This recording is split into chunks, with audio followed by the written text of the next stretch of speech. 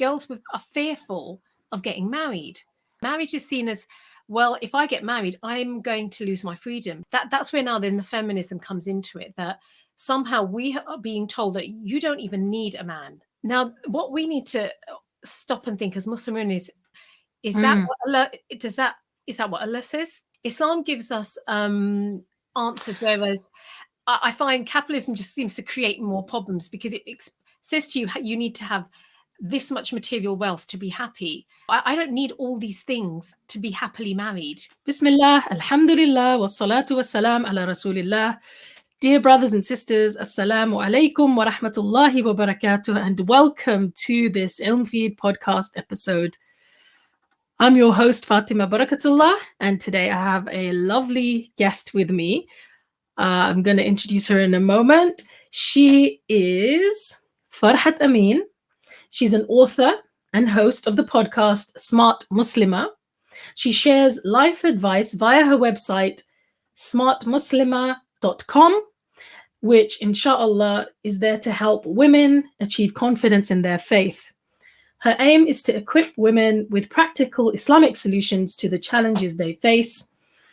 And she says that many single Muslimas are finding it difficult to get married. And so in her new book, Smart Single Muslimah, she explores the ideas that are creating this problem in Muslim communities. And here's her book. I'm going to say salam to Sister Farhat now. Assalamu alaikum, Sister Farhat. Alaikum assalam, Fatima. How are you? Alhamdulillah, alhamdulillah. I've got your book here. I've been reading it. Alhamdulillah. Before we start talking about it, I just wanted to thank you, because I just realized that you were the lady behind MuslimStickers.com, was it? That's it. Yeah, it was the Muslim Sticker Company. I had that I started that about 10 years ago. And and I was a customer. I was an avid customer, especially when all my kids were like, they're all teenagers now, but most of them. But when they were especially like primary school age, I found them indispensable. Oh, alhamdulillah. That's good. So it was it was an idea I came up with whilst I was doing my teaching. I just thought, as Muslims are kind of missing a trick here, as far as their stickers. I was surprised by the power of stickers, to be honest. You could get them to do anything to get a sticker. And I thought, if we can have some kind of Islamic, encourage them to learn Quran through stickers, good behavior through stickers. And because at that time there wasn't a lot out there, maybe 10 years ago. And I think also then, like the Eid decorations, Ramadan decorations, the intention was never to emulate non-Muslims, but to make it more fun and like memorable, inshallah. Yeah, definitely. I mean, I remember our Eids when we were younger they were lovely, they were blessed, but then Christmas would come round, and then you'd be like, okay, so this is how you have a party, and I think our generation has kept that with us, haven't we? We want to sort of create that kind of same buzz, or a buzz around Eid, which is a good thing. That's right. And it's, our children, I think, for when we're raising our kids in the West, I think there's a slightly more pressure on us as parents to do more to really encourage them and motivate them to want to follow Islam, because the society that they're living in is kind of telling them to, no, you don't need to be so Muslim, and maybe Islam and religion is slightly more backward, whereas what we're doing is so much more fun and exciting. So we have that challenge, and we really want to help our kids to just have confidence in their deen and feel, I'm proud to be Muslim, inshallah. Yeah, and have halal fun, right? Halal fun. Yes, exactly. That's what it's all about.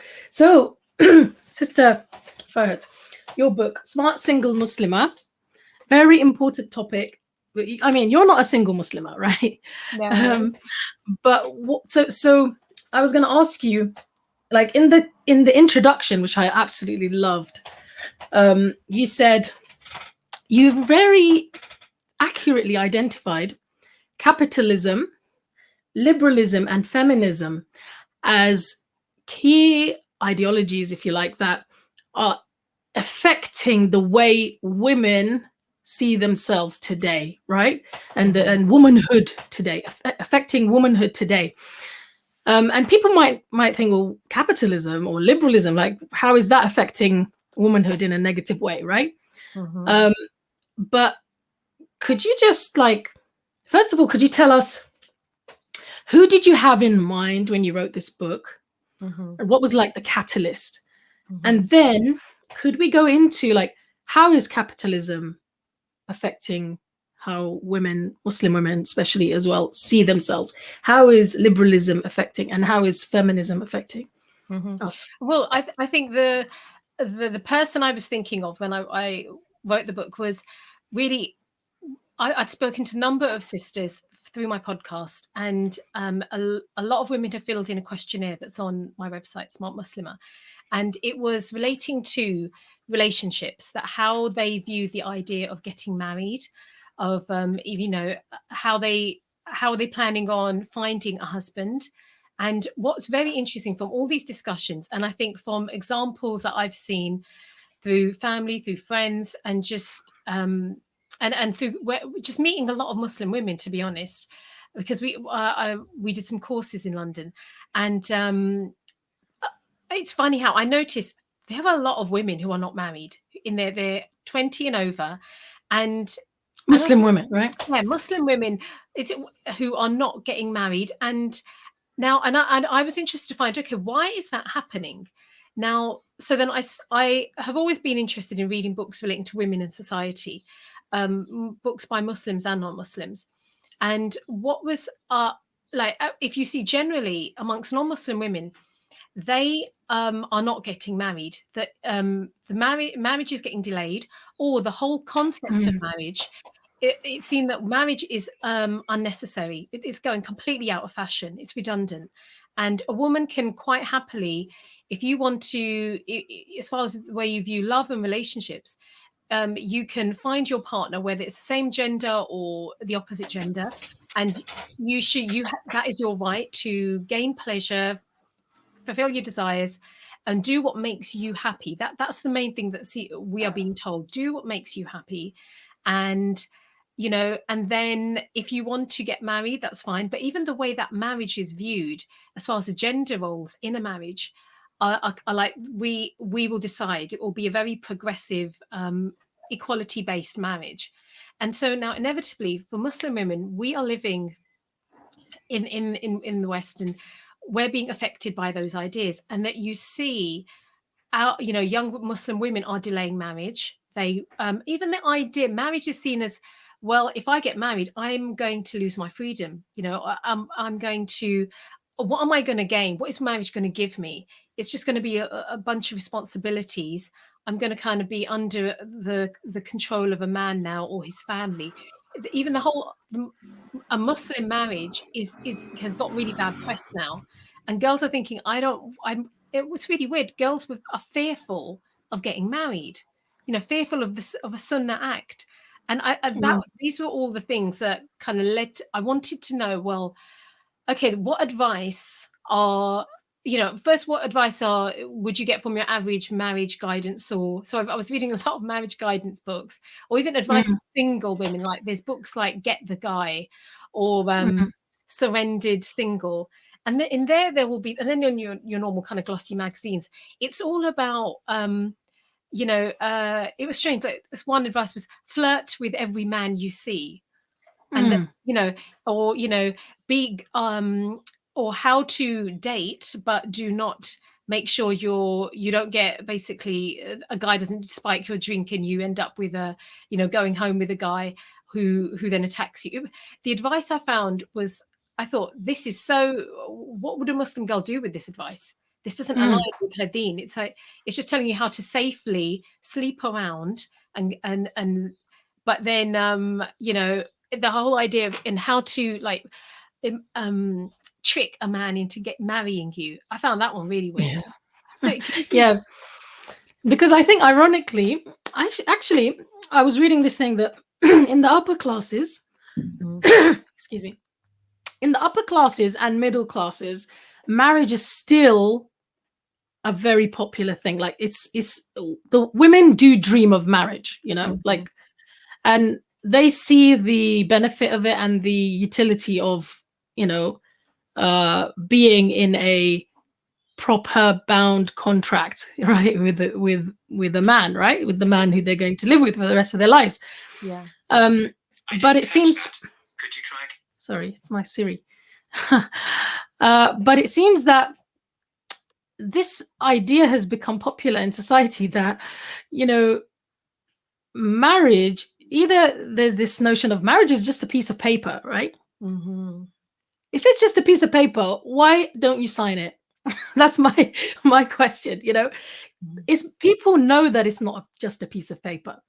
It means something. It means something profound, you know. You're going to stand in front of your family, your loved ones, and you're going to make a declaration, right? A commitment in public to your society, and you're going to be bound to somebody in a beautiful way, and it's kind of, it forces men, okay, to take responsibility. It forces both of them, but I'm talking about men in particular because I feel like the current messaging in society is telling men you can have casual relationships and it doesn't have any impact on you, and it doesn't matter. And why would you settle down? You know, why should you settle down? Just have loads and loads of sexual partners and have the freedom, the so-called freedom. But what they're not telling men is that there's an emotional toll, of course. There's often a health toll, right? A psychological toll, and also a real toll on their life, because, you know, you only get a certain number of chances to really find somebody to settle down with, right? In a lifetime. And I think a lot of women and men are missing that, you know, in the wider society, I mean. Yeah. I think you Mm. really hit the nail on the head, that this is the liberal lie that is told to young people, that and it's pushed in popular culture, and the thing is that for many people that's the only world view they have when it comes to love and relationships, because they think this is the only way. You have to go on dates, you have to sleep around, you have to get that guy, or you have to look very sexualized.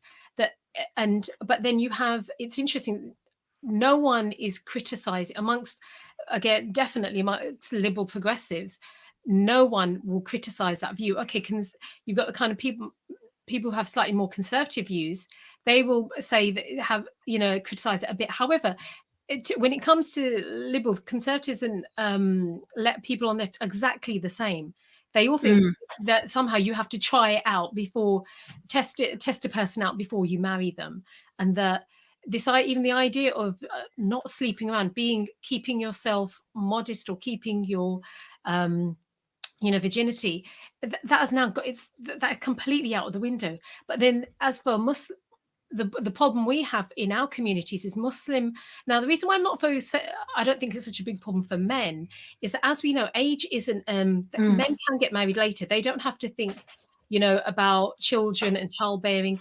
And so that's why I don't know enough about men, and I haven't read enough, studied that subject enough to mention them. But if we look at from a female experience, girl, she's been given the same messaging as far as, you know, you should study, you should get your career, you know, marriage is something way off in the horizon because you need to be financially independent. You know, a man shouldn't be telling you what to do with your life. You know, you have total agency. That's where now then the feminism comes into it, that somehow we are being told that you don't even need a man, you know, and if you do choose a man, he has to be, you know, it's like, I've heard that statement that you should marry the man, you should become the man you want to marry first. So you should be so strong and independent, and then if you want to, and a very interesting book called All the Single Ladies, it's by Rebecca Traister,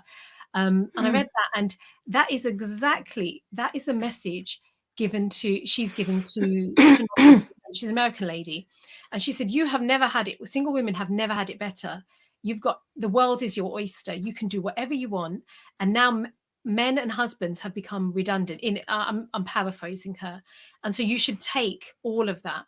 So now what we need to stop and think as Muslim women is that that view, that paradigm that we're being given, is that what Allah, is that what Allah says? Is that what we should, you notice people do like mental gymnastics to try to fit Islam and feminism together, and that, yeah, that just Islam allows women to get an education. Yes, it does. Islam allows women to earn money. Yes, it does. And you can keep your money. That it does as well. But then Allah has given us marriage as that's the way that we fulfill the love that we need. And that's the way, a halal, beautiful way to have a relationship with the opposite gender. And so we don't, I think my book is really, it's not a criticism of any Muslim woman who has started to believe that. It's encouragement to think, like, to stop and pause and say, you know, if you're finding it difficult to get married, could these alien ideas, could they be one reason? You know, have a think about that. You're not, I'll tell you what I don't like, and I don't know whether you've come across this, that when Muslim women can't get married, the blame is put on them, that there must be something wrong with you. You have become a feminist, or you're too picky, or whatever. There's so many different accusations thrown. And I think that's not helpful. What does that achieve? It just makes someone feel like, oh, okay, fine, you're calling me a feminist, I'm going to be a feminist then. Yeah, fine, I'm going to go down that road even further. You can't handle confident women. It just turns into an argument between men and women. And I was thinking it's pointless. Islam gives us solutions. It's a way of life, as we all like to say. So let's actually stop and find out, what does Allah tell us? How should we view marriage, and even the pre-marriage in particular, because that's my focus. I find that idea that you just said, that the author, what is it, the single, what was the name of the book? All the single ladies. All the single ladies, right? I find that it's just a lie, that whole idea being sold to women is just a lie. All of us as human beings, especially us as women, first of all, we have the desire to connect. We have the desire to be wanted and to be desired ourselves, right? To be seen by the opposite sex, right? That's like an innate, inbuilt thing. We want intimacy. We have sexual desires. We have all of those things, and the desire to have children. Even if we don't have a desire to have children right now, I don't know anyone who's over the age of 30, for example, who isn't at least thinking about kids, and wishing that they had kids if they don't, right? Because as you get older, like, you have to take care not only of yourself as you are when you're young and at uni, right? You've got to think about yourself when you're 40, when you're 50, when you're 60, right? And what kind of a life you want. And I think people don't realize that there's very little in life that gives you as much comfort and support and joy as a family, and having a family around you, your own children and then grandchildren. And people don't think that far ahead, I think. Yeah, well, you're so right. And I think, capitalism, it's interesting that I think. Yeah, why capitalism? Yeah. Why did you say? If we observe just it's so interesting how capitalism, it puts so much emphasis on gaining wealth, earning wealth, and that having that wealth, thinking on a personal level, it tells a person that when you have wealth, you will be happy, and that generating wealth and creating wealth will increase your happiness.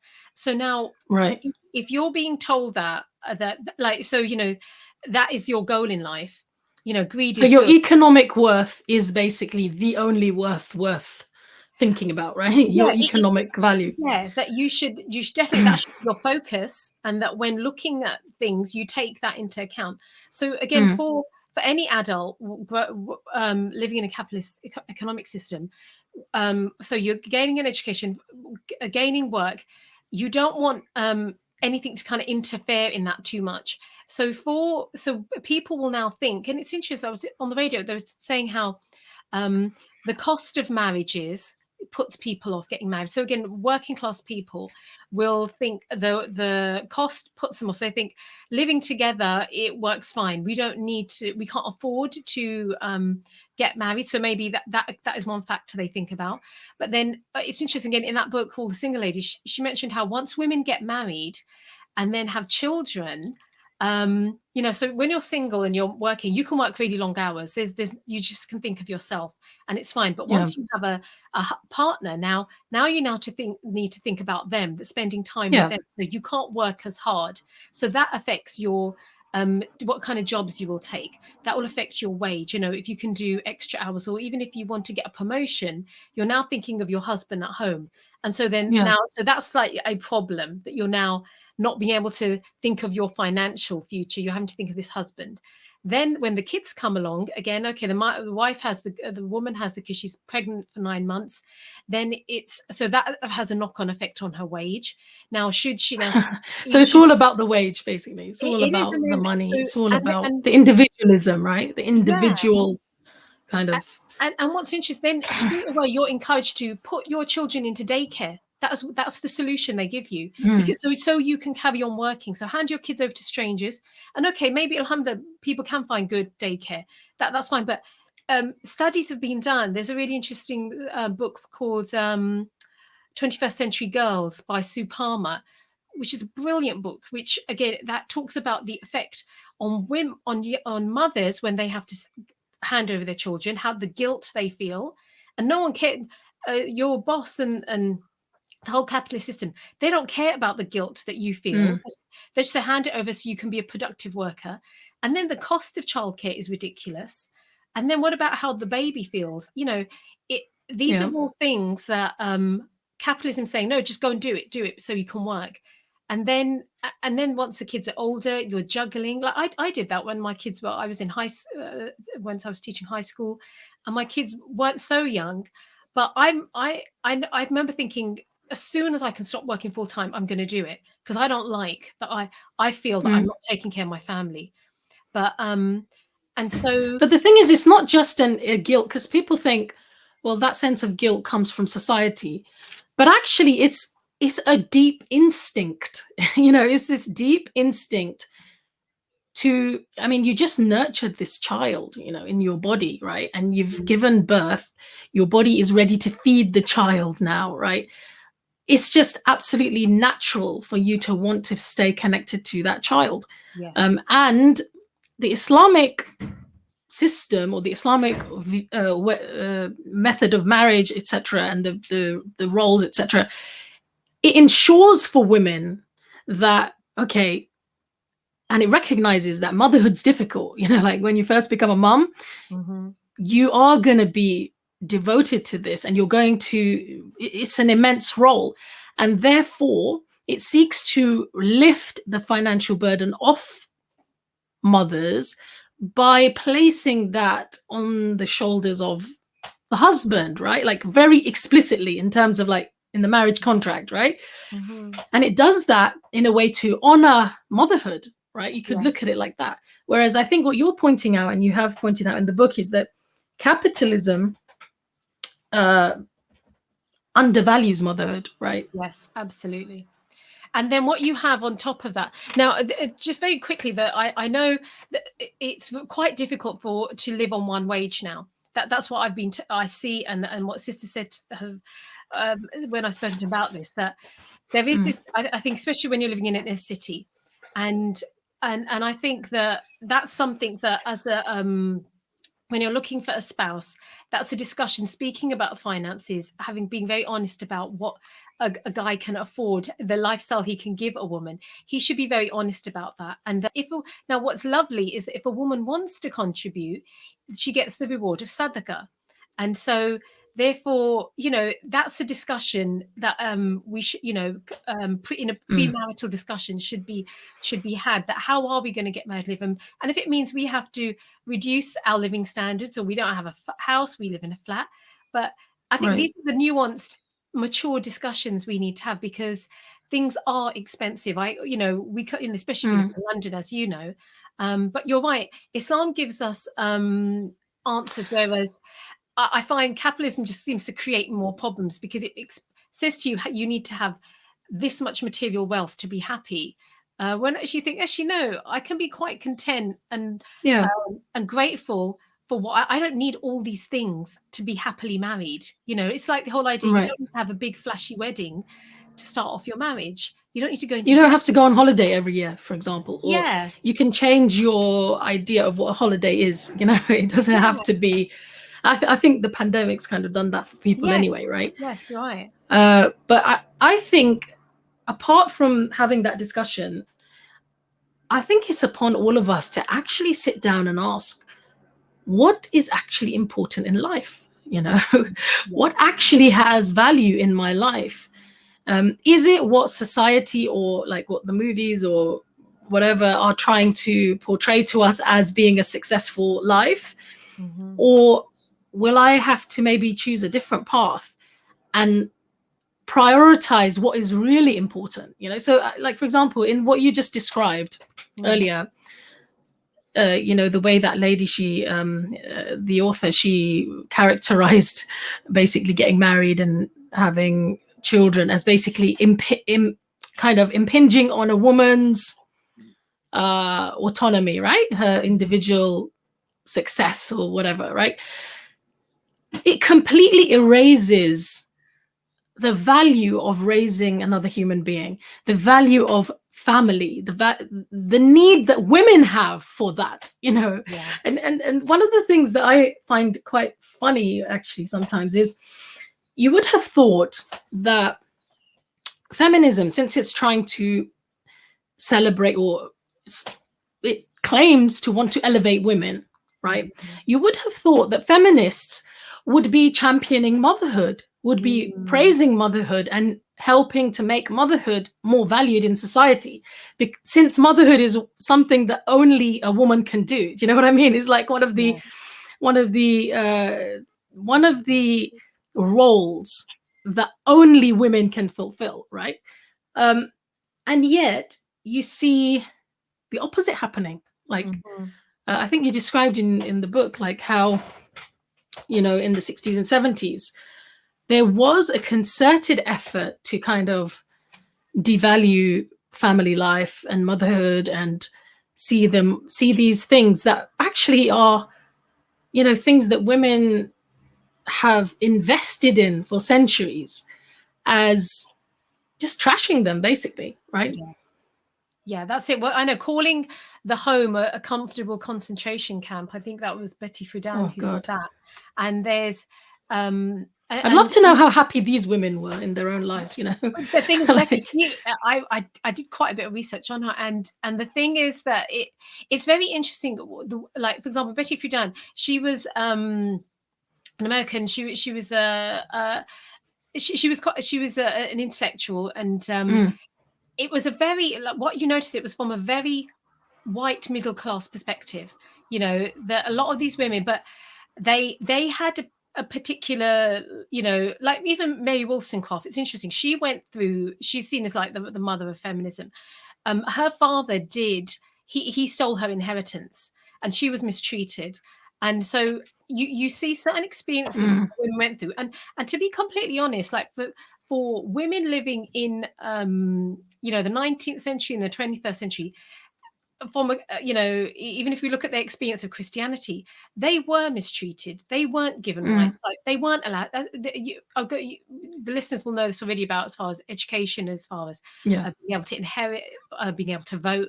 They had to fight for these things, and yeah, uh, giving credit where it's due, if it hadn't been for the feminist movement, the mm, rights that women have now, living in this, they wouldn't have got that. Whether it's working standards, I'm sure you've seen that movie 9 to 5, where it shows how sexist the boss were, and how women could only be secretaries. They were very limited as far as in all areas of their lives.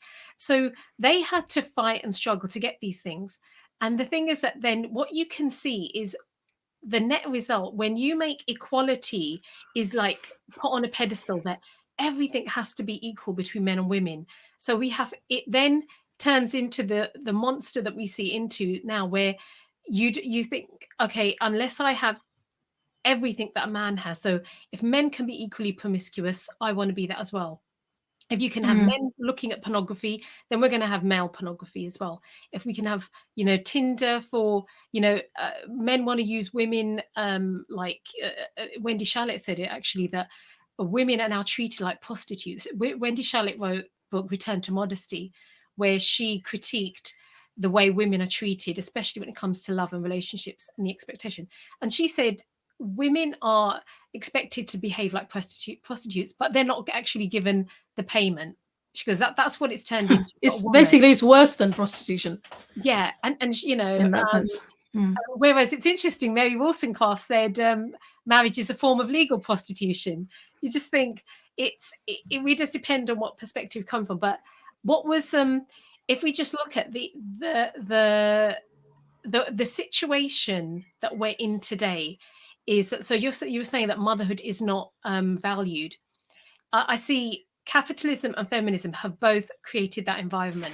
And as Muslim women and Muslims, we need to rise above that and not just accept everything we are told as women. So just because feminism says we are the standard bearers for women's rights, so we should question that. Yeah, let's just absorb this and think and not critically analyze what they are telling us as far as this is the lifestyle we should adopt. And the thing is, it's not just us who's saying this. I've actually read articles by women who grew up, who were, young women in the 60s and 70s, and they actually say we were sold a lie. We were sold a lie. We were told that we were part of the sexual revolution, but actually we were just used and discarded, And there was one lady who I was reading her article. She was saying that, the whole sexual revolution was a disaster for women, and she said that later on in life that, she ended up not getting married, not having children, and, she really regrets it. And I think you have an example of that in your book, of a Muslim lady who, obviously she wasn't promiscuous, but she seemed, Muslim women are becoming affected by some of this. I don't know if it's the messaging or if it's the social situation. What would you put it down to? Because one of the chapters is life without a family, right? And it's a very powerful story in your book about where a lady is telling her story about how she feels that she ended up missing certain opportunities to get married and settle down because of her own mindset at the time, right? Yeah, alhamdulillah, I think it was really, she wrote this anonymously. So, because I think it's just something that people will admit openly, because you don't want to come across as like you're some kind of sad case or some lonely woman who regrets putting career in front of family. And the thing is that it's, I think I've heard this many times from a number of young women who I think I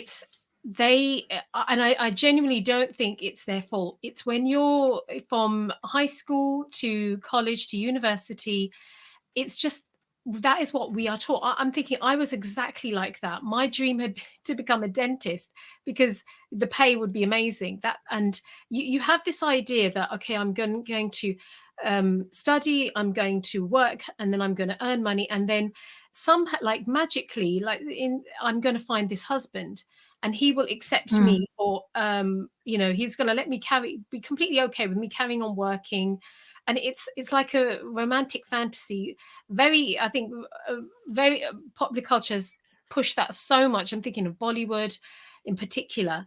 And the thing is that we are not, at no point was I encouraged to question that until I started to attend some Islamic events and started reading, finding out what the counter narrative was to that lifestyle. And that's the thing that changed my views. And but the problem I think we have as a Muslim community, so we've spoken about ideas that are are alien to Islam affecting our thinking. But now in the Muslim community, not everyone, I'm not going to generalize everyone, but we see many examples of Islamic marriages and Muslim marriages being done wrong, as in they're not following the Quran and Sunnah. And so when young Muslim women are looking at, well, here's this freedom love, model. yeah, there's this, I'm being given this path where I get to choose my husband, I can fall in love with him, I can carry on working, it just seems amazing. And then I look at what the Muslim version is, and I don't like it. I'm going to have to marry someone I don't get, it's going to be arranged in that I don't even get to talk to him, or my parents just, they're looking at his occupation, his bank balance, his car, his house, as if that is all, just they know the family and that's good enough. They're just thinking, I don't know if I want that, because it doesn't seem like I'm looking at my parents' marriage, and they don't seem to be that happy. They just stay together because divorce was taboo. Or I'm hearing bad examples of Islamically minded guys who are very strict and very controlling, and so they think I'm not no thank you, I don't think I want that. And so it's, even like things like, for example, let's say a woman finds a suitable, compatible guy, but he's the wrong race. He's African, or he's Bengali, or he's, Arab, and I'm Pakistani. So therefore parents will say, no, you're not marrying him. And you think, that's another issue you raise in the book, right? Like racism and colorism, and those kinds of issues. I find it quite hard to identify with the kind of what you described in terms of definitely, like, I went to a girls' school as well, and they were completely trying to get us to be career women, right? But I always wanted to get married, from a young age. I think I was just too much of a romantic, and I knew that was the way to get romance. And so I was always thinking, well, I'd like to get married really young, and somehow I'll carry on studying as well. And so what I did was I got married when I was 19. Oh, mashallah. And in our marriage meetings, and I always encourage sisters to do this, we actually discussed all these things, like the fact that I wanted to continue studying, some of the things that I would like to continue doing, just so that, you've got your cards on the table. The person who your prospective husband is, he can actually, first of all, internalize it and realize, okay, this is going to be part of the package, and that you can have a really honest conversation. So I remember my husband asking me, okay, but that he really would support my Islamic studies, because that's what I wanted to continue doing.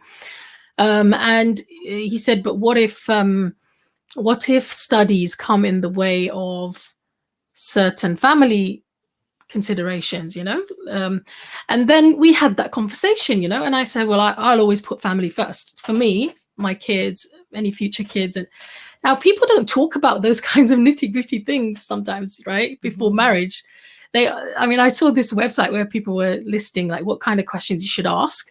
And they were asking things like, what's your favorite color and stuff like that, like completely irrelevant bits of information. And yet people are shy to talk about these things, right? Yeah.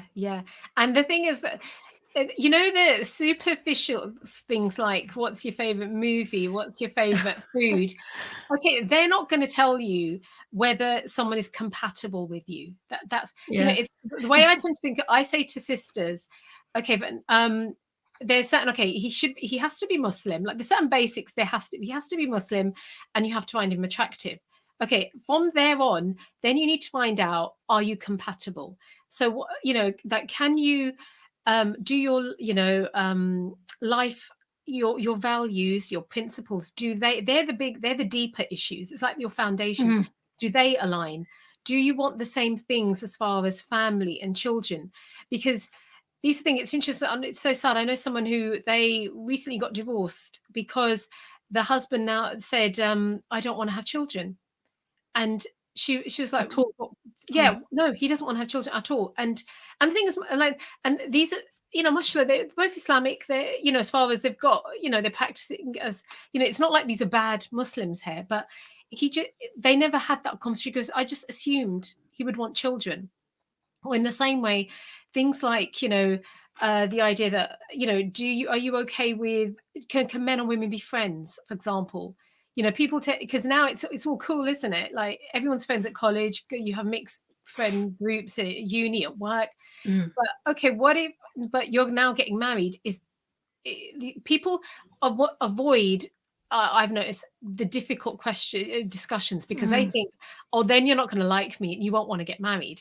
But you think, okay, so you're going to leave those difficult conversations once you are married, and then you're going to have a big row and It's all realize going to come out. Yeah, exactly. So please save yourself. And this is the problem, that we as a Muslim, divorcing the divorce rate is getting nearly equal to the divorce rate amongst non-Muslims, and that is really troubling. In that, and the divorces are happening in up to 2 years, and then divorce is going on. That seems to be so it's like the honeymoon period finishes, and then people really start to realize, okay, so this is who you are, this is who I'm married to.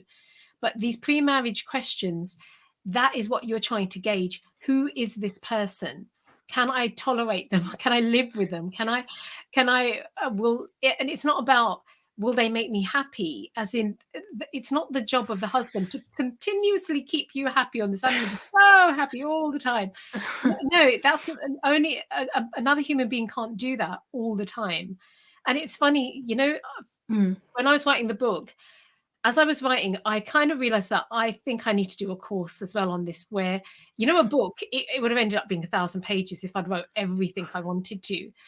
And I thought, there's for things that I then want to add to the book, and areas such as issues relating to, okay, you know, intimacy, polygamy, pornography, because these are all issues. It's how the number of women who've asked me about that. How do you ask about these things? How do you?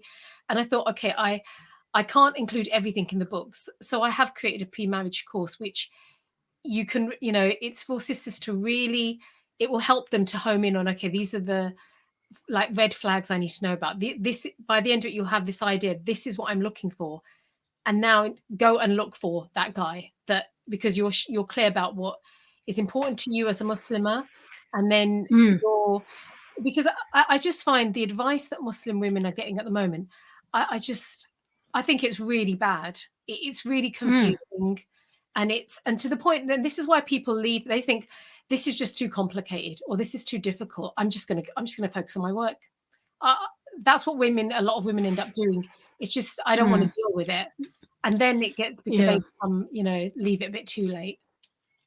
Well, another thing that I think very few people do, which I've been talking to young women about this, is getting character references, you know. Like, it's such a simple thing that, like, if you were going to hire somebody, you would do, right? When you went to uni, they do it, right? They ask you for character references or for references.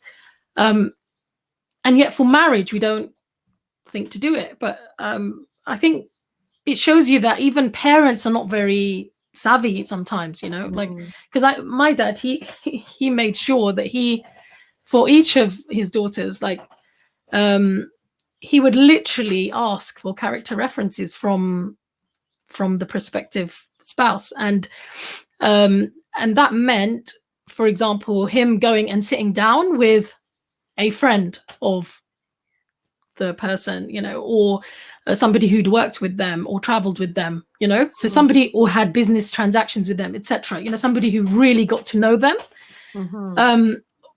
Or in writing, you know, getting and we know that as Muslims, when it comes to, if somebody asks you for a character reference, you have to tell the truth, even if it's negative, you know, you're supposed to. It's one of the times when you're allowed to backbite, if you like, right? Yeah. Because you have to be honest. So and believe me, so many things come out in that, you know.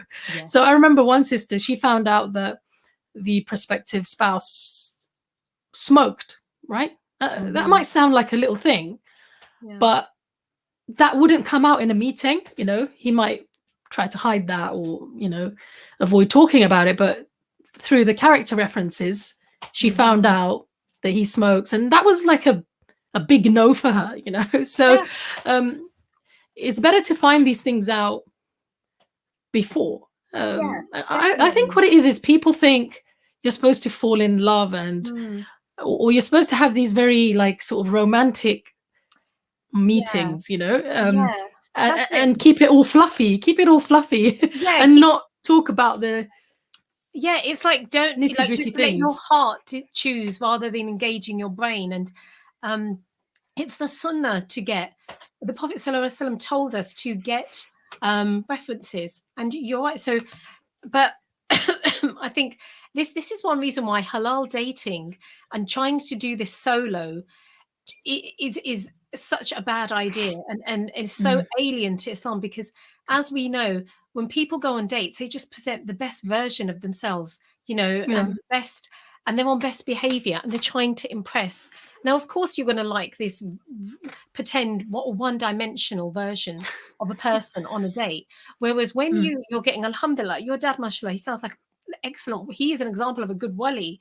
When a guy has to meet the dad and the brothers and the uncles, now let him try to fake it. Now let him pretend he's someone he's not. Right. They will see through him so quickly, you know, and they can ask questions that women will not ask, and that's why it's that protection is there. And you should definitely say, I give a whole list of the different things women should do, because in the book, because that Allah's put that there for our protection, not to restrict us, not to oppress us, but to help us.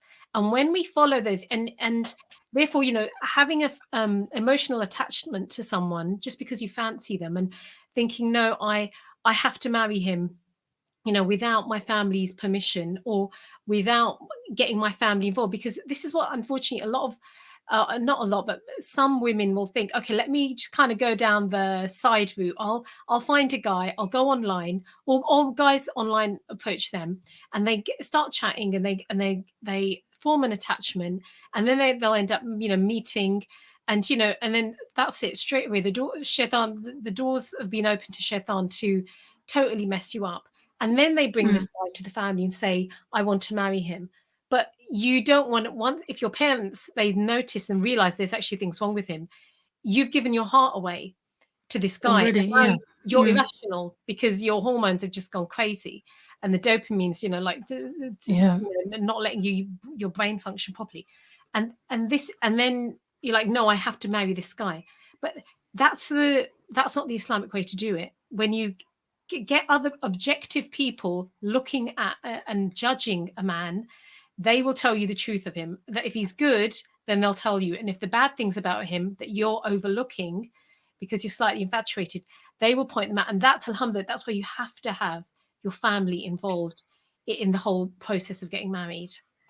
Right, because eventually those characteristics are going to matter to you, you know, like they might not seem like they matter right now. You know, when you're like really excited, or you're, like you said, your hormones are going wild, or you're infatuated, or you're attached.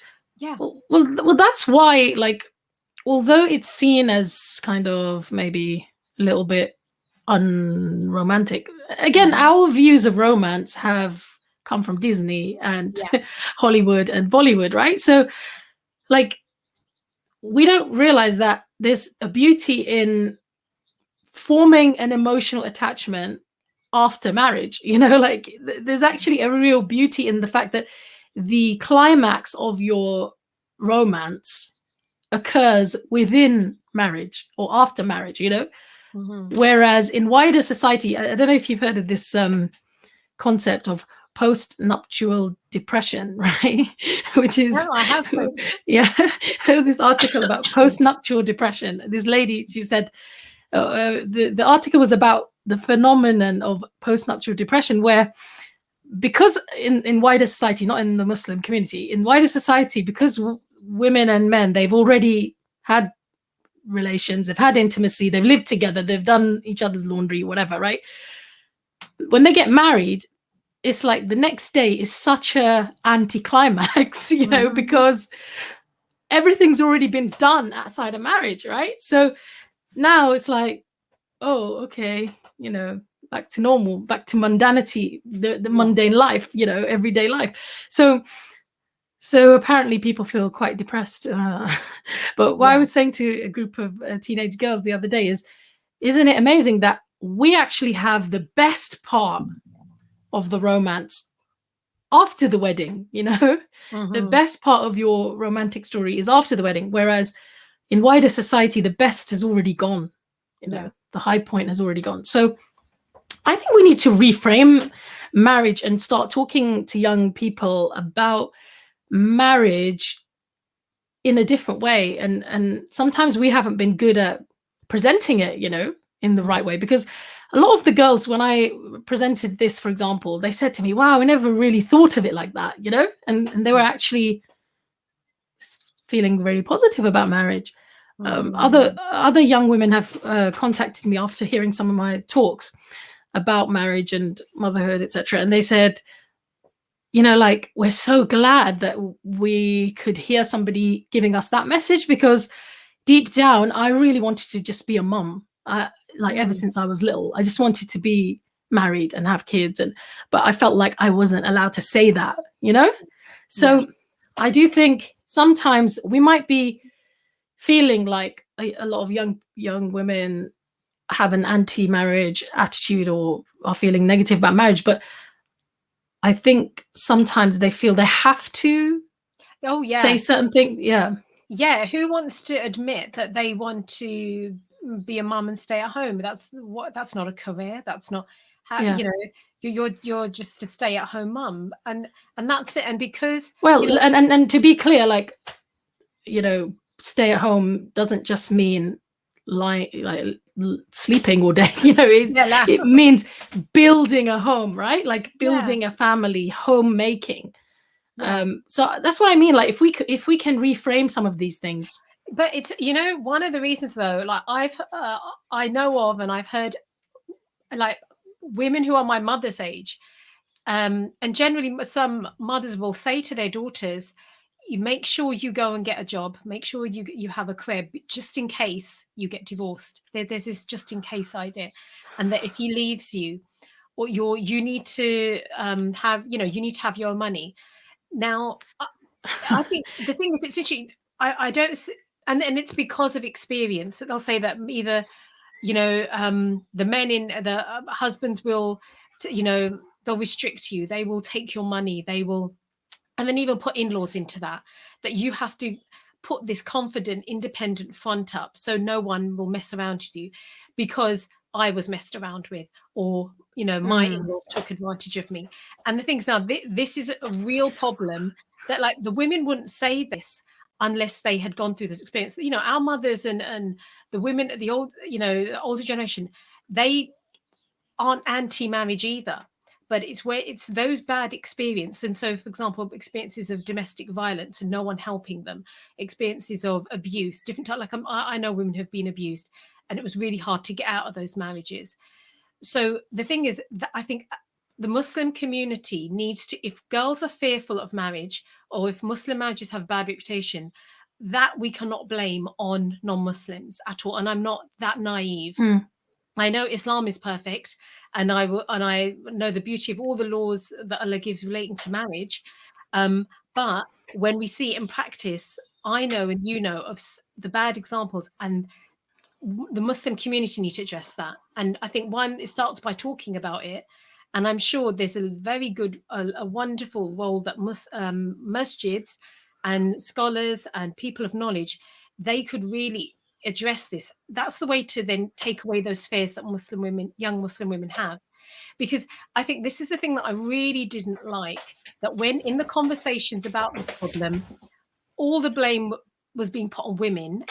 A lot of blame was being put on Muslim women, that it's just your own fault and deal with it. And I thought, I don't like it. I just didn't like that conversation. And then as a reaction, women would just say, well, men are all trash then. Muslim men, they're narcissistic. They've got narcissistic traits. They are toxic. I'm not going to go near them. Because you now have the phenomena of Muslim women quite happily marrying non-Muslim men. I know of people who are doing that, or even forget marrying them. They're just living with them. They've got them as boyfriends because they would rather do that because that guy will let them do whatever they want. And they'll think, at least I don't have someone trying to micromanage me and judge me and control me. Really? So that is becoming very normal. And it's not an So exaggeration. not converts, but No, Muslim girls dating non-Muslim boys at uni, at college, even at high school, because they see they're not impressed with the Muslim men that they're seeing. And the thing is, in really? the families, I don't exaggerate this, and the parents can do absolutely nothing. They're okay. They can kick them out of the house. Well, you see, for me, that's that's a deeper issue than just marriage. You know, that's a tarbiyah issue, like from childhood, from first principles, from connection with God issue. You know, it's not. Yeah. I feel like it starts there, right? But can you see that idea that the liberal idea of a love, because every girl wants love, doesn't she? She wants companionship, and so it's thinking, I'm going to take it that way because I don't like what I'm seeing in the Muslim way. Yeah, but then I do meet the girls who then regret it, you know. Yeah, you're right. They will. You're right. They absolutely will. But the problem we've got is, the thing is, what I'm saying is, and this is one reason why I wrote the book, is as a community, we need to address it. Just like we need to address the racism and the colorism in our community. The ageism even, you know, that women get to a certain age and they're off the market. Woman's divorced, forget it. It's not happening. She's single mother. Don't you know? Just stay at home, sis. You know, it's okay. So with the address it. Yeah, we do have to address it. You're right. With the colorism and racism, like I do get girls actually sometimes contacting me and they say, you know, I want to marry somebody who's from a different culture and my parents won't let me, right? And okay, I'm going to tell you, like, I try to have a balanced approach to this, okay? Because previously, before I studied Islamic studies, I would have said, oh, that's just racist, you know, that's just racist. And, you know, parents need to open their minds and they just need to just accept this. And there's absolutely no consideration of, it's not about color. I mean, cultural background, you know, like obviously color, that's just completely shallow, you know, like, but when it comes to like cultural background, you know, or country of origin and that sort of stuff, I would have dismissed that in the past, right? But having studied fiqh, one of the things you do realize in fiqh of marriage is that there's something called kufu, right, or kafa'a, and it's basically the idea of compatibility, right? And in fiqh, there is this consideration, I would say, that scholars have allowed families to have when it comes to marriage of compatibility. And that could be in various things, right? So for example, I think you did mention some of those areas that, you know, like language, social status. Well, that's a bit controversial, right? Social status. We could say in our times, maybe social status could be equated to education, maybe. I don't know, you know, because sometimes that affects compatibility, or it can affect compatibility. Culture and stuff like that, right? Now, so now I try to have like a bit more of a nuanced approach to it. And that is that, of course, you know, racism is abhorrent and so is colorism. That's just, I think those are just like colonialist kind of baggage, right, that we still have as Muslims that we do need to eradicate. However, if a family, for example, is asking their daughter, we would like somebody who speaks our language, right? Or we want, obviously, like to the parent, I would say, you need to be more open-minded now because like you've traveled thousands of miles away from your country, right? You're living in a new society now. The chances of finding somebody who is exactly from your village, right, is like really, really low. So yeah, you wake up, right? You know, you need to embrace that actually your child's grown up in this country and this is like a new culture, it's a new identity in a way, right? Yeah. And their compatibility is not based on back home anymore, right? So to the parents, I would say that. But to the girls, I tend to say, your parents probably do have your best interests in mind, right? Yeah. So you need to think carefully and not be dismissive of the things that they're mentioning, okay? Yes. Because I also meet the people on the other side. So once they've gotten married, so say, for example, somebody's gotten married to, I don't know, somebody who's from a Western non-Muslim, who's a convert, right? Yeah. I'm not saying that there's anything negative about that at all. You know, if you've gone in there with your eyes open, fine. But you do have to realize that people from different backgrounds will come with certain things that you have to be willing to embrace. You know, if you do that open with an open mind and with your eyes open, then obviously you're gonna be able to deal with it. But if you go into it in a kind of naive way, I know sisters, for example, who then end up missing the fact that they don't really have Muslim extended family. Yes. You know, for example, right? Or sisters who can't really connect with their in-laws because of the language, or you know, they just have different cultural expectations. And I'm not just talking about converts, I mean in different mixes of people, you know. Obviously in so many cases it works perfectly and or works fine and people adjust, right? Because even if you marry someone from your own culture, you still have to adjust. But I think sometimes it is worth saying to the girls that, look, you know, think about it, you know, because you're going to have to live in that situation, right? And certain things that might not matter to you right now, are you sure they are not going to matter to you? You know, because we don't realize it, but we are very culturally adapted, you know, to certain things. Certain things are normal to us. They're so normal we don't even realize that they're part of our culture.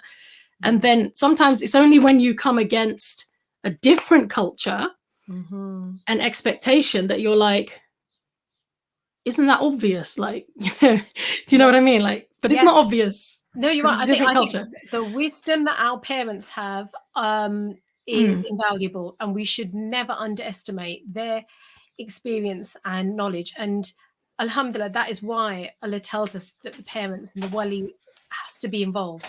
So we should listen to their advice. And we, you know, I'm just thinking of the advice that my parents gave me and the things that they noticed that I was completely oblivious to, alhamdulillah, you know. And I'm thinking of all, you know, I'm thinking of all the elders that I know, that they, now the thing that they need, so that's the good part. It's just, the thing is, what we need to appreciate with our parents is that they grew up in, okay, let's say it was in Pakistan or India where they grew up, or Bangladesh. That's where, and so the thing that what they found acceptable as in as far as like, I'm thinking of my dad only saw a photo of my mum, and their nikah was done over the phone, you know. He was in England and mum was in Karachi at the time, you know. It was that's how things were done then. And it was just purely my father was best friends with my khala, my auntie's husband. It was like, that's how connections. And so the thing is, that was acceptable, you know, at that time, and that was fine. And then it must be, you know, so scary for my mum. She came in, she hadn't even spoken to my dad, and now she's married. So what they accepted and were willing to do, so in their mind, so now then fast forward 20, 30 years later, so the parents, when they're looking at their kids, then they're thinking, well, I did that, so shouldn't you be okay with it? And the thing is, so now then, this is the bit where, as mature women, you need to sit down and politely have a discussion with your parents. That you don't just, like, okay, and our parents, they're allowed to even get angry with us, and they're allowed to say things to us. We have to, you know, as long as they're allowed to express their opinion. It's their home, we're their children. And what we have to do is show them respect and listen to what they've got to say. and then give our point of view that, okay, Yeah. maybe back then you would only marry someone from Karachi who was Urdu speaking and who the families knew each other. But like you just said, we're now in London and we don't know any Urdu speaking Karachiites. Yeah, and So, you made the decision to travel all this way exactly. to this Yeah. new country. Yeah, and you So put me in this situation right. where I can't find someone like that. So is it fair that I now cannot get married until I find that guy? And I can't go back home and marry someone like that because there's not enough. It's we don't have enough in common. We'd get divorced in 6 months. So there's an incompatibility now yeah, with people back home because you're literally culturally different, even though but the your main country thing of is origin is the you same. have to speak to your parents, and what you have to do as well, you have to then get allies, as we like to say, who will help you, people of knowledge, but also like it's interesting what you're saying about the fiqh. We definitely have to gain knowledge about what does Allah say about marriage and these things that we don't know. So that should be the starting point. We do dua, we gain knowledge, we have intelligent, mature, calm discussions with our parents. And don't fly off the handle. Even if our parents are flying off the handle, that they can, but inshallah, you have to stay calm. And the thing is, people we don't like take the go behind their backs and do things. That's the worst thing you can do. Negotiate, basically, right? Yeah, negotiate. That's it, because you're saying you want to get married. You're mature. Okay, act mature then. Negotiate maturely. Exactly. So with them, if we do that, you can then, and so then having discussions about race and culture, because then this is the other thing. You're right. You need to be very honest. If you are cultural, if you need to have curry and roti, and if there are things that you have to have, or if you have you like wearing particular types of clothes, then be honest. And they say, okay, so then that means that's the kind of person I have to marry. And what's wrong with being cultural when the cultural bits are permitted in Islam? There's nothing. If you want someone who speaks Urdu, then marry someone who speaks Urdu. What's wrong with that? But but also remember that you're marrying into a family. Yes. I think that's what I mean. Like, people don't always think about that aspect. Like, there is. I mean, I've got a multicultural family. Like, some of my siblings married other cultures, and so I can see like different kind of dynamics. One of the things that's really nice is for in-laws to be able to speak to their, their children-in-law, sons and daughters-in-law naturally. You'll be surprised at how important that feels to you after marriage. So those kinds of things, it's just that don't be dismissive. That's what I'm saying. Don't be dismissive of that whole topic and label your parents as xenophobic or something. Yeah, and intolerant and things like that. It's actually that they're thinking about the entire family. Usually, they're thinking about the whole kind of. And some parents are actually ignorant. They literally do have certain bigoted. We are not perfect, and our parents are not perfect. Only Allah is perfect. And I think the other thing that we have to is, if we can, in the discussion, say that, can we refer this back to the Quran? Can we refer it back to the Sunnah? That if we're being, if you think I'm being unreasonable, as in I'm being hot-headed or too quick, in that I'm just taking an ayah and hadith that suits me and saying, so Allah's allowed, no, our parents cannot force their daughters to get married. Yes, that's great. We, but then that can be stretched to say, okay, then can I marry my boyfriend? Why can't I marry my boyfriend? You can't stop me from marrying my boyfriend, let's say. But then your parents notice, actually, this boyfriend, he's actually totally irresponsible. He smells of weed. You might not smell it. I can. Your brothers might be able to notice the smell. So these are the things that, you're right, do not dismiss the concerns that your parents have, but then say, can we agree that Islam will be the arbiter, inshallah? Yeah, and the other harm from, sisters who sometimes they do decide, okay, I'm just going to find a sheikh who'll marry me off, and without a wali, right? Or appoint my own wali, even though they've got their father, but their father's against this marriage, for example. One thing I found is, in cases where that has happened, sadly, sometimes when that woman now has children, right? She's got married, her parents, she's not on talking terms with her parents. Yeah. She has children, but now she doesn't have that connection anymore with the family. And also she's very vulnerable because now, you know, one of the things that kind of Islam wants women to have is family on their side. Do you know what I mean? Like, Yes. And now that her spouse knows that she's got no one, right? She is more vulnerable. Do you see? Because now she doesn't have brothers or fathers or anyone to have her back, right? So, unfortunately, I think people realize these things later on. You know, when things are gone too far. Jazakallah khairan, Sister Farhat. Is there anything you feel has been missed that we could? I do think that, you know, people seem to think that online dating is like the panacea now, and there's a lot. Basically, there's a lot of harm going on that you can't. Like I had I interviewed. Do you remember Baba Ali? Yeah. Yeah, I he had a site, didn't he? Like, yeah, he still half got it. A date, half. No, half. Was it half called? Al-Din. Half Al-Din. Why did I think of date? I don't know. halfaldin.com, right? Yeah, and the thing is, and it was interesting that, but just generally, I'm thinking like my son and my daughter, they're both over 20, and the things they tell me, Fatima, I'm sure you know already, but the thing is, it's like basically all the haram stuff is going online, and these dating, like, well, we're looking to get married. No, you're not. This is just some people are, but it's just it's like, what can I say? It's like a license to commit haram. Like, you hook up through there. Committing haram has become so easy. You can do it all online, and then you can meet up. But these marriage apps, and what they're doing is that they are under the guise of marriage, but they're not. It's just like Tinder. That's what it basically is, because and but is it really like, when you say, you know what, dating, do you mean like ending in haram?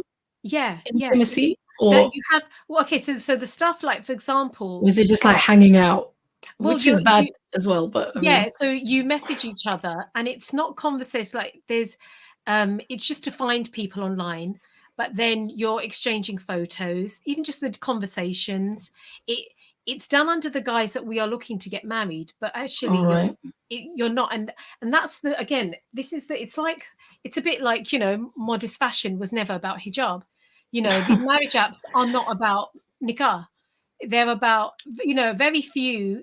Some do get married, but I just think that's being put, because the problem that women, they're saying, where are these men? How do I find them? Where are they? Unfortunately, my parents don't know anyone with all, and then their parents saying, you go and find him. They're saying, like, they're saying, we don't know anyone. You're right. We live in England. We don't know anyone anymore. And you don't want to marry anyone, but so we don't have this massive community. And so you just go and find the guy or the girl, and they're going online. And so, for example, I don't know if you read the chapter about desire to be desired. It was experience. Yeah. And the thing is that, okay, her issue, she was saying that it's because she wasn't stereotypically attractive, but even it was the whole. Can you explain the situation for viewers who haven't heard it about the lady? So there's a chapter where a sister describes, the chapter's called The Desire to be Desirable. And so she's in a situation where, she's over 25 now. And like many Muslim women, she was thinking, her parents, they don't know anyone. She's asked them, can you find someone? They've said, no, we can't. They don't have a big circle of friends, or, to go to lots of family gatherings. And then add that on top of that, the whole COVID situation. So you're not going to many social gatherings. So then she went online, thought, I'm going to try these so-called Muslim marriage apps that are there to help you find a spouse. Now, her experience was that she basically felt like a product by the end of it, in that you have to take certain selfies. You have to present yourself in a certain way. You write a description about yourself. So you're selling yourself. Selling yourself. Yeah. And then you put yourself out there in front of all of the world to see. And you are now getting likes. People, you know, they're judging you based on your looks and your description. But what they're doing, you know, they're just swiping and swiping. And she stayed on there for a good while. And this was a very famous, well-known Muslim app. And she basically said the whole experience made her feel so unwanted, undesirable, because you know, it was, you're being judged, that someone can't even be bothered to message you. You know, they're just, or they don't. It's literally superficial, right? Like, so, and it was, now I had never gone through that experience, but reading that, it just made me feel so, it was so dehumanizing. I thought that men and women, but women in particular, they're going on there and they're trying to, like, please, you know, pick me, please someone show me some attention, please. And then this is the problem. If someone does show you attention, then they're messaging you. And then this is, I didn't have this experience, but others have told me, and when I've looked at reviews of Muslim marriage apps, they'll say that you get it can turn very the conversations can be very sleazy, can be very sexualized. Men are not on there. They're not. They can get away with not wanting to marry you, but having these conversations, and then very quickly trying to say to you, "Let's go onto a different platform. Let's WhatsApp each other, or let's Telegram each other." And then the requests for selfies where you're not in hijab or even revealing selfies, and they're saying again, now it's like this game you have to play, and how are you supposed to sift through who is genuine and who wants to get married and who doesn't? And if you don't play that game, then just forget it. So again, people think that these the Muslim marriage apps promote themselves and advertise themselves as a solution to the marriage crisis that men and women are facing. That how the question that where do you find a decent guy? You know, where do you find? But aren't there more Islamic ones, like more, I don't know, vetted ones? And I don't know. The only website that I would recommend is Half Our Deen, which is run by Baba Ali in US, because their privacy is really important. They have lots of questions and questionnaires you have to fill in. You can not have your picture shown on there. It just was. It's more it's got an Islamic ethos, and it's very marriage minded. Whereas these ones, I really do just see them as copies of Tinder. They're Muslim versions of Tinder. And again, I think the real, like, circumventing our Islamic ideals through using an app, right? Just like give it the veneer of Islamicness or Muslimness. And again, you'll just see from the type of pictures, they'll have very pretty, fair Muslim women who fit the beauty ideal, and it's like they want to attract men to get onto there. And whereas the compatibility, it's all based on pictures and a very short description.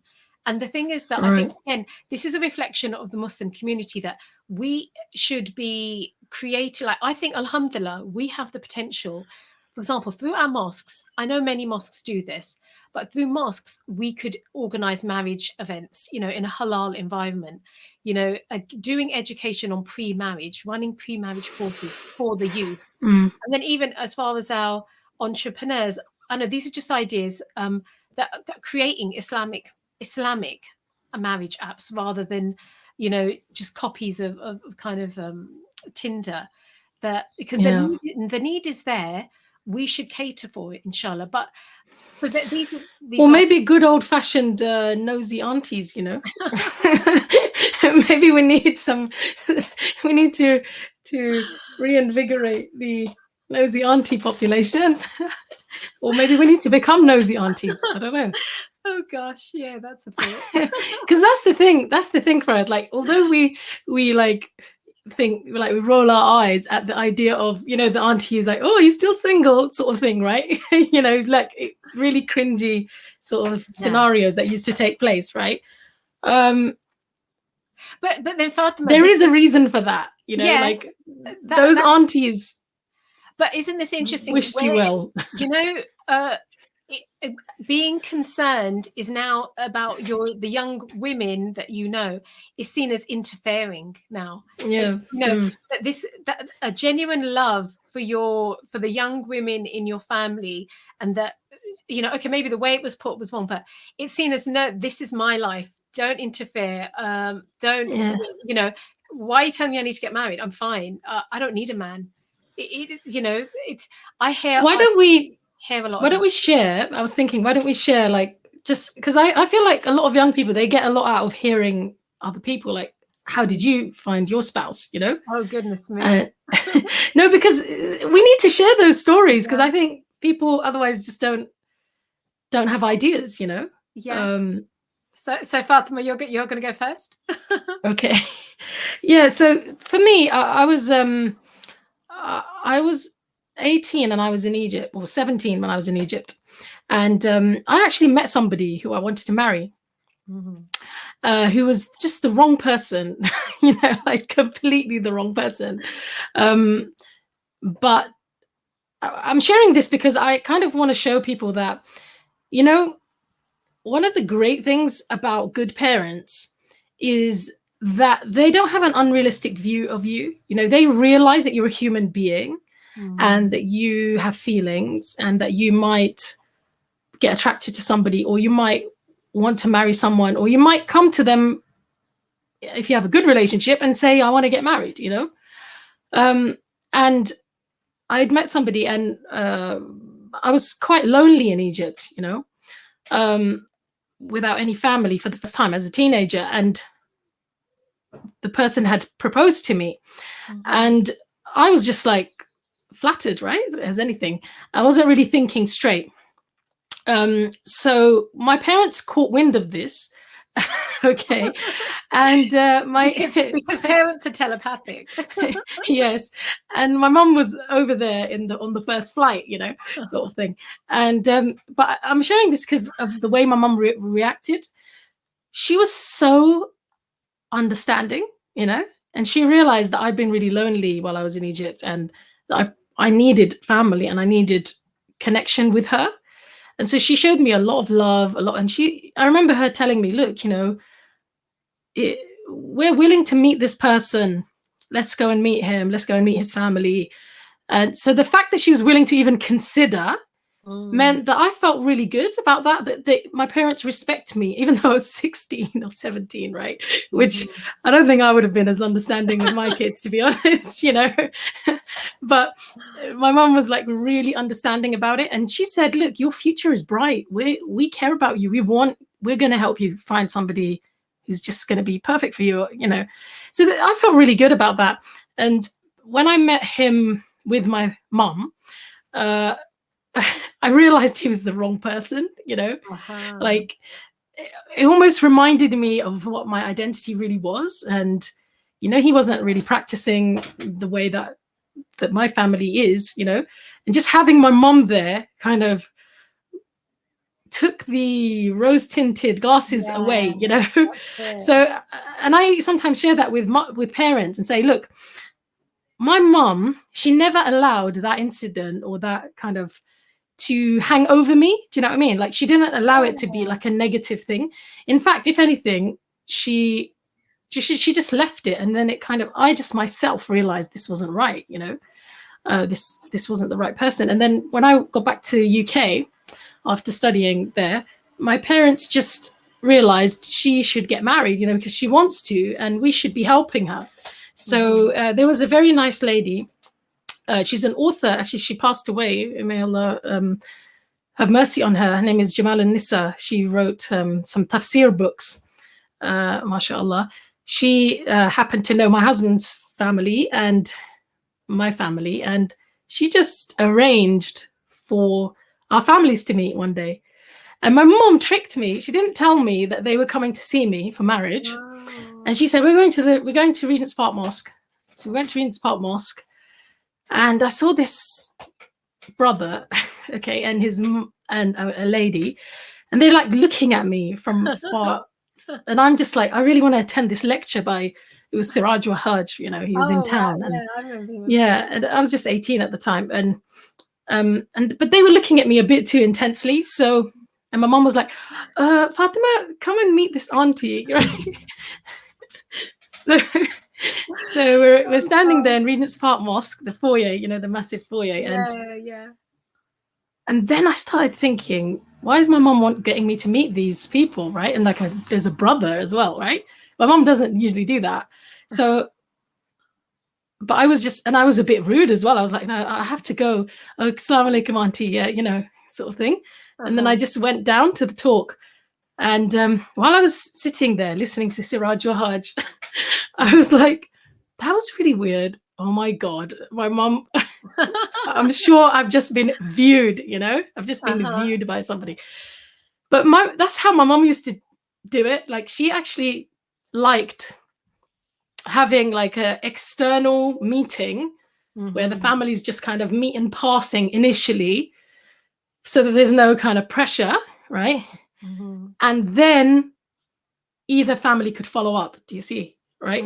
Yes. And then that's what happened. And they came around and we would go around and alhamdulillah. Yeah, so alhamdulillah. Yeah. Sorry, that was my long story. No, that was lovely. I love hearing the stories. Yeah. Alhamdulillah. I know it just that sounds nice and simple, isn't it? It's yeah. Yeah, and it was all through introduction of families, right? Like I do think it's a shame that, but then this is just the way life is now, that we don't, if you know, people get like taking the time to get involved and be willing to, you know, say, oh, consider this person. I do think people are less willing to do that, probably because they don't want to be blamed if anything goes wrong. I know that's sometimes really? when me and my husband first got married, we were constantly, alhamdulillah, I heard that the hadith, I can't remember the exact words, that if you help two people to get married, a tree is planted for you in Jannah. And I thought, okay, yeah, he's got a lot of friends, I've got friends, let's see if it works out. And so, and that's why being friendly, you know, socializing in a halal way with people, it's good, you know, good to do that if you want to get married, inshallah. So what's your marriage story? Not so. How were you introduced to? Yeah, not so interesting. It's all right. It doesn't have to be. Yeah, and then I think nothing too exciting. My husband saw me at an Islamic talk. You know, it was segregated, and then funnily enough, he knew my brother, because the thing is that we were all going to talks then. I think that was quite we'd be going to lectures, and so then he knew my husband. My husband knew my brother. He then spoke to him, and then what was interesting was, and I think this is my family in a situation that I think a lot of women are in now, living in UK, that we had no other family here. It was just my so we didn't, and so my parents had friends, but none of them were Islam, as far as they didn't want to marry anyone in hijab. There was no one they knew who they could say, yeah, you'll be compatible. They knew me, that I needed to marry someone Islamic and I couldn't marry someone cultural at all. And going back home wasn't an option at all. So in a way, they kind of said to my brother that I think you're going to have to help Farhat get married, because we don't know anyone who she would like, or would like her, because, you know, she's got that thing on her head now, and it's not easy to get her married with that on, because there weren't many hijabis back then. So yes, and then we did it through there. But interesting, my husband is Gujarati. He's not, and there are. What is your parents' culture? We're Pakistani. Okay, Originally from Karachi. But the thing is, my husband isn't cultural at all, and I'm not very cultured. I'd say, apart from food, that is the main thing. We both like curry. That was the curry and roti is very important. But so we had enough, not being from the same culture wasn't a problem. And funnily enough, my in-laws could speak Urdu and they could understand it. And I can understand Gujarati now. It wouldn't be too hard for me to have learnt it, but my husband doesn't speak it that much. So the culture wasn't so important. So I think we got on fine, because I can genuinely say we kind of took our culture from Islam, and whatever's allowed as far as, you can adopt from other cultures as long as it doesn't contradict Islam. We're that kind of, that's what's kind of happened. And I think from what I noticed, and this is what's quite interesting, like, even though like for my parents, or like Urdu speaking was very important, but guess what? No, my kids don't speak Urdu, and my husband's kid, my husband's kids, silly thing. Our kids don't speak Gujarati either. They just speak English, which is a shame. But I think that's kind of second generation kids of immigrants. The second language acquisition, I studied this at uni. That's why I'm sorry, I go on about it a bit. It kind of gets lost, and it's nice if you can keep your mother tongue, but I think more and more our kids are not keeping the mother tongue and the kind of culture. I think especially because we're getting more of a global culture, that seems to be taking precedence. But that's things to when people say culture, like there's a point comes once you like third generation kids living in the West, their culture is is very, very different to what their grandparents' culture was. So that's something to just to bear in mind.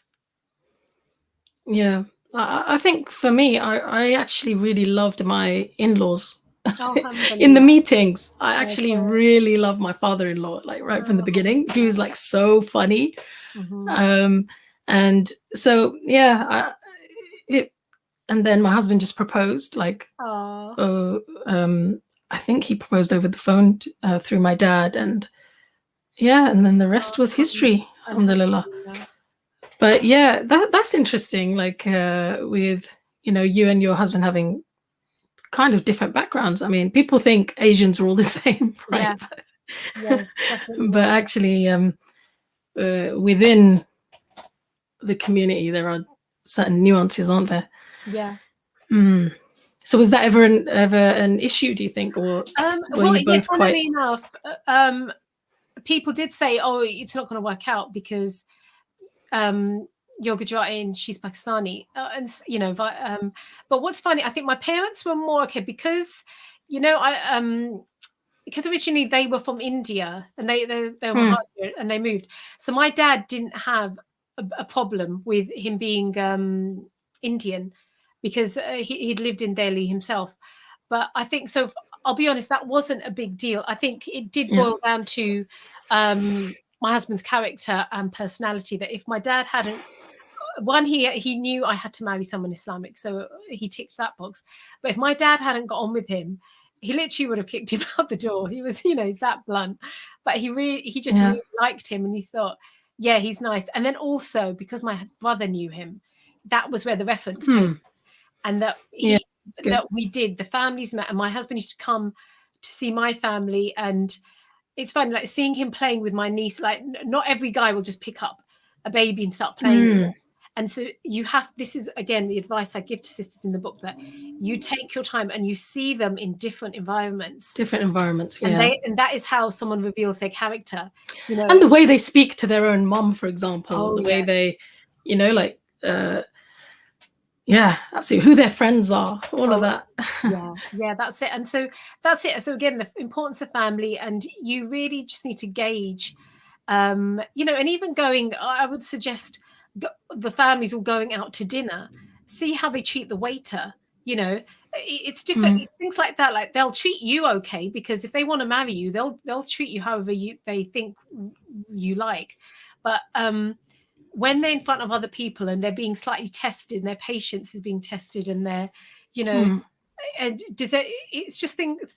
No one can act and pretend for an extended period of time that long. Yeah. So alhamdulillah, getting the men in your family. And if, for example, let's say you don't have, I'm sure, let's say you don't have brothers, but getting your cousins, maybe, there's always ways to get other people involved who you trust and whose judgment you trust. Because that's, again, we can't just go on our own judgment. We can make mistakes, and that's alhamdulillah. And of course, do dua and do istikhara. You have to do those two. Definitely. Jazakallah khairan, Sister Farhat. I think that's a good place for us to end the discussion. Yeah. I've really enjoyed our discussion. I feel like I could talk to you forever. Alhamdulillah. We should have further discussions, inshallah, Yeah, about inshallah. these topics. Yeah. Jazakallah khairan for the book. So, brothers and Barakallahu feek. sisters, or sisters especially, this is the book, Smart Single Muslimah. And I just love the way, I love the tone of the book. You know, it's not patronizing at all. It's just like a very savvy older sister, just like, you know, filling you in on everything you need to know. Right? I really, you know, I sincerely, when I wrote that book, I thought it was, I know this is such a cliche, from a place of love, but it was, so feel for my sisters that are in this situation. And I thought, we need to help them, you know, not because I've got all the answers, but we need to say, we need to realize that Allah has the answers, and that when we return to Allah's guidance, it will open doors. Those problems will just, inshallah, fly out the window. And I would just like to say there is a chapter on how to deal with disappointment, because potentially that we have to be completely honest. Potentially you could not get married, and so that, but then Allah also gives us a way to deal with challenges and disappointment. Because I know women who have reached that age where they're thinking, and it's easy to lose hope. So I thought I have to include that, because we are not, you know, again, life isn't a rom-com. There isn't always going to be that version of happily ever after. There are many versions of happily ever after. So that's why I had to include that as well. Yeah, I think that's important, and I hope that sisters who are listening, they realize that, because you know sometimes sisters say, well, you know, not everyone is going to get married or whatever, right? The point is that, first of all, we don't want that to be the norm. You know, we don't want that to become the norm, right? And so it's not to say that people who end up not getting married have got some kind of blighted life or something. No, I mean, there's so much, you know, so many ways to find meaning and purpose and family and love, you know, in other ways. It's not, you know, looking down on anyone. But the point is that we also want to tell young women the truth, you know, about certain things that are really like, that allow you to experience the full range of womanhood, right? The full range of experiences of womanhood, and being a wife and being a mother are very important parts of that. So, Jazakallah khairan, Sister Farhat. And inshallah, I will say salam to you now. Assalamu alaikum. Wa alaikum assalam. So, Jazakumullahu khairan, brothers and sisters. I hope you really enjoyed and benefited from that discussion and our little stories that we shared as well. Inshallah, please do like this video. Please share it. Tell other people about the Ilm Feed podcast. MashaAllah, it's one of the top podcasts in the UK and in many countries in the Islam category. And you've helped that to happen. So I think our messages are resonating with people, and the inspiring stories and the inspiring Muslims that we bring on are people who speak to you. So, you know, maybe there's somebody in your family or somebody amongst your friends who needs to hear these messages too. So please do share it. Jazakumullah khairan. Wassalamu alaikum wa rahmatullahi wa barakatuh. Subhanak Allahumma wa bihamdik. Ashhadu an la ilaha illa anta. Astaghfiruka wa atubu ilaik.